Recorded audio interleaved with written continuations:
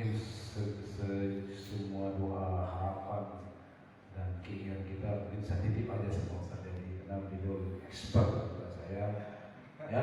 Jadi saya hanya minta satu aja, mudah-mudahan acara ini memberikan berkah buat kita semua. Apa yang kita cita-citakan adalah apa yang kita harapkan akan menjadikan suatu perubahan kehidupan buat kita, juga buat kita CPFC, juga buat masa depan kita juga sejasa dan masyarakat Sumatera Selatan ke depannya. Itu aja dari saya tutup aja acara ini karena saya lebih titipkan sama Ustaz Eri yang lebih bagaimana memberikan sececah harapan petuah atau rompanan petuah mandeh petuah ayah nah ini petuah petuah buya.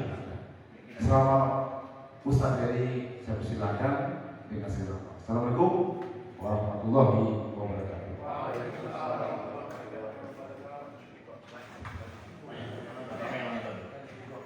Kita bawa ya, pakai efek. Boleh. Nggak tahu soal apa tuh efeknya. Kalau ini kan virtual. Oh, nggak sampai kabarnya. Nanti saya kesana. Baik, assalamualaikum warahmatullahi wabarakatuh. Waalaikumsalam. Ya Allah. Dan terima kasih sudah diundang di acara ini. Sebetulnya saya dari pertama kali pertandingan perdana saya sudah pengen datang. Saya bilang saya boleh masuk, saya pengen lihat Sriwijaya emang wah main perdana. Biar saya doa terus pikir lapangan. Saya pikir mudah-mudahan menang terus. Alhamdulillah sudah 4 kali sejak mau menang, mau main itu coach. Saya naik itu tiap hari. Kenapa? Saya habis bikin lagu. Khawatir kalah. Orang ini gara-gara lagu baru nih. Jadi itu masalahnya, Masya Allah. Jadi teman-teman sekalian, tentu di sini saya tahu tidak semuanya muslim. Ya, saya yakin semua agama itu punya doa, betul nggak? Nah, kita ini semua sama-sama anak-anak keturunan Adam. Tuhan itu satu, namanya beda-beda. Yang Tuhan itu satu, nggak mungkin dua. Ya, Tuhannya saudara-saudara kita yang dari non-muslim dengan Tuhan kita itu sama, cuma manggilnya beda. Ya, maka kita harus saling menghormati. Ya, saya selalu sampaikan setiap acara dimanapun, semua kembali pada agama masing-masing. Yang muslim setiap bertanding melibatkan Allah.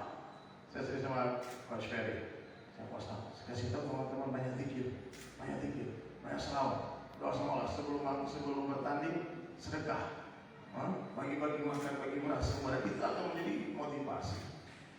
Kalau masalah lagu, memang lagu itu kita nggak bisa pungkiri Pak. Setiap negara di dunia yang mau merdeka, sebelum mereka membuat undang-undangnya Coach, yang buat pertama apa? Anthem. Yang mereka buat pertama adalah lagu kebangsaan, dan lagu ini sangat bisa mempengaruhi semangat seseorang. Kebetulan saya memang seorang musisi underground, saya gitaris black metal. Mungkin sebagian pemain ada 25 tahun ke bawah umurnya ya. Sebagian kalau yang suka musik metal, saya pasti pernah dengar satu band dulu namanya Betrayal. Ada lagu yang bendera kuning. Kebetulan bajunya pun kuning. Support by Oxygen Allah. Kemudian alhamdulillah Pak Hendrik, saya pergi ke Bali. Dan sesampai di Bali, saya berniat mau hidup bebas tanpa aturan, tanpa agama. Saya mau hidup, mau bikin agama sendiri. Saya nggak mau, saya hormati. Intinya nggak mau beragama lagi, karena saya pikir ini banyak sekali peraturan yang menyusahkan saya sebagai seorang musisi. Saya pikir begitu. Akhirnya saya ke Bali, saya jadi tempat yang memang jauh dari azan, tempat yang memang bebas mau ngapa-ngapain. Tapi hidayah memang urusan Allah. Ya, ada orang di Mekah waktu pergi umrah Pak, dia membangun Masjidil Haram, tapi nggak sholat. Ada, karena dia di Mekah. Dan saya mengenal agama, mengenal Islam bukan di Mekah Madinah, bukan di madrasah, tapi di pantai Kuta, di dalam diskotik. Jadi saya mengenal agama itu, saya manggung di satu kafe, tempat hiburan malam. Kemudian datang teman-teman dai, ngobrol juga, ngopi-ngopi di sana. Kemudian diajak saya ke masjid. Tahun 2001.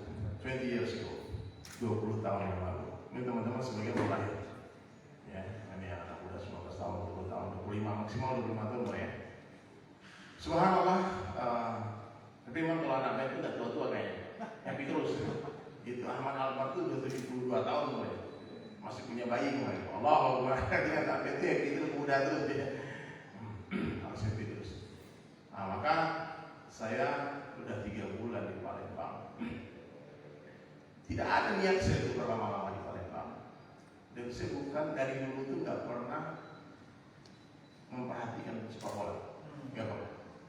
Saya cuma tahu nama-nama pemain kelas dunia, Ronaldo, Messi, Salah, itu aja. Dan saya tidak pernah menonton bola dari awal sampai akhir. Saya suka juga, cuma gol-golnya sebenarnya. Kalau bagian golnya saya nonton, cuplikan aja. Nah, bagi saya main bola itu dulu tuh bukanlah sebuah permainan yang menarik untuk ditonton. Karena satu bola dikejar rame-rame. Saya sering mikir apa salahnya bola ini? Kenapa semua tentang bola?